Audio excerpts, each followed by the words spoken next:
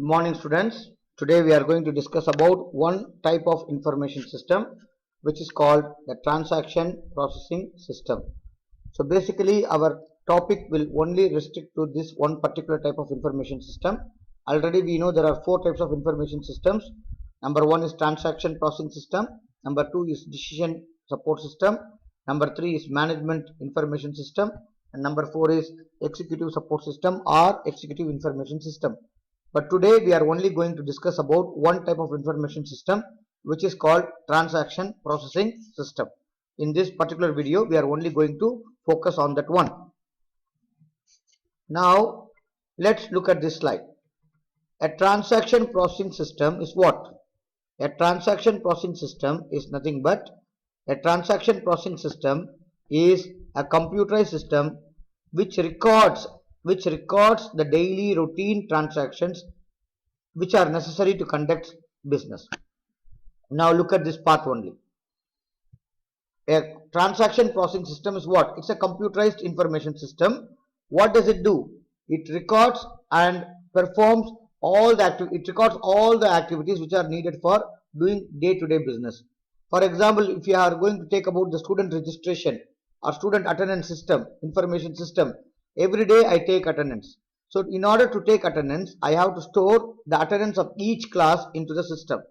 So it records the daily routine. What is a daily routine in a university? A teacher takes attendance in the system. The teacher actually makes also the, for example, during the registration time, the students register into the course. These are routine jobs which are done in the university.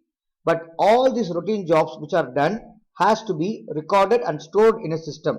And that system is actually called a transaction processing system. Examples for such transactions are given over here. Sales order, reservation, payroll, employee record keeping, all these things. That means the activities which happens on a day-to-day basis, on a routine basis in any organization is recorded and it is kept in a system. It's stored in a system. That's called a transaction. But first of all, let me explain to you what is the word transaction.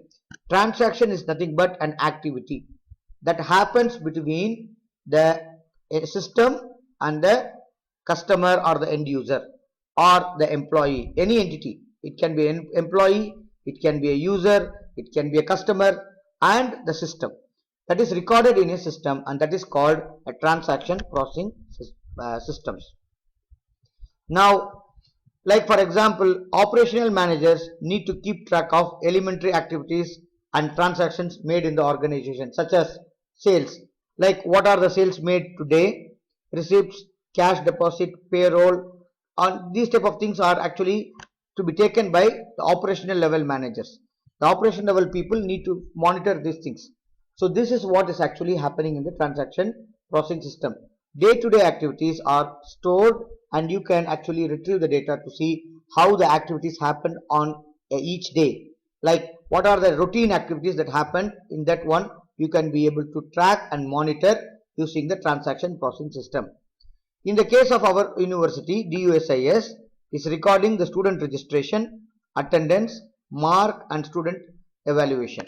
Like for example, everything is done in the SIS. It's an information system. But what it does, it registers it when the student make a registration, all the students who registered, one student registered for 4 courses, this transaction is stored in the system.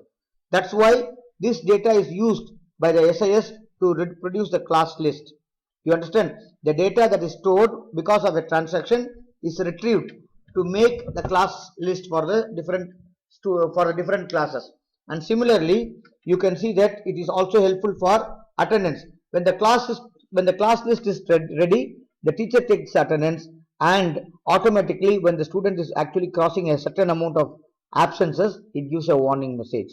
So this is what is the whole idea is about. And the principal purpose of this system is to answer routine questions. Like routine activities are monitored, normal simple activities which does not require any decision making. We are just checking that, okay, how many students entered. We want to store the data. So using this data, we are actually storing the information which will be the data for the higher level of information systems like MIS and DSS. Look at this one.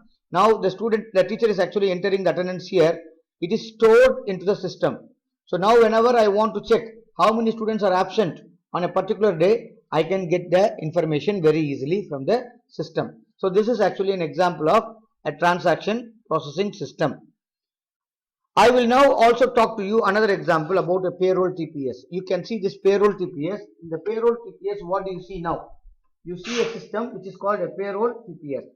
In the payroll TPS, you can see that the employee data is actually entered into the system. There is a file which is like a database.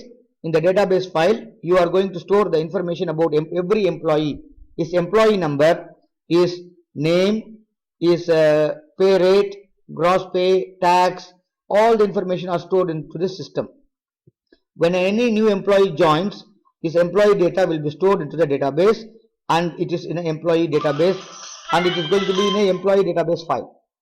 Okay, and now when I am going to actually store this information, then the payroll system, from the payroll system, this data is stored inside and it can be retrieved at any point of time. If I want to see any information about any employee, the system should be able to give me the information. When the system is able to get the information, every month we have to make a payroll. You know what is a payroll? When the salary date comes, we have to give them the pay. So this system is actually a system which is responsible for making the pay for every month. So the employee details are in the system. Say for example, on 22nd of every month, the company wants to pay the employees the salary.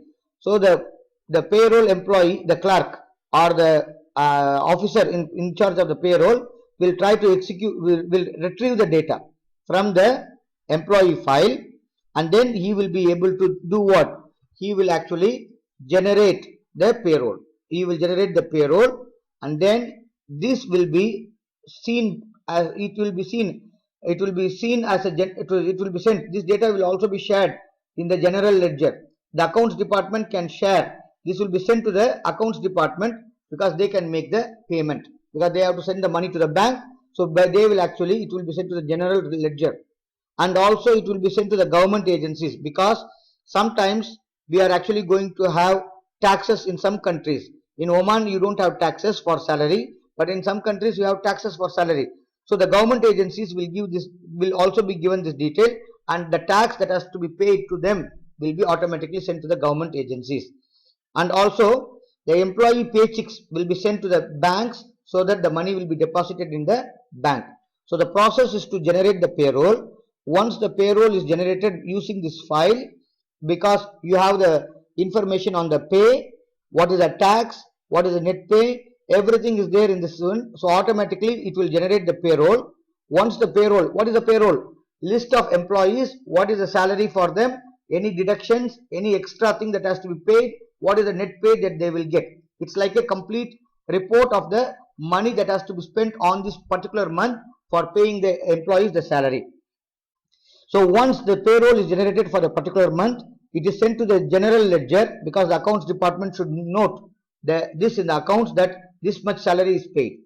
Then it has to be sent to the government agencies. In some countries there is a tax on salary, so that tax which has been deducted, that money has to be sent to the government agencies along with the report. And then the employees this will also be made as employee checks, and the money will be deposited in their account.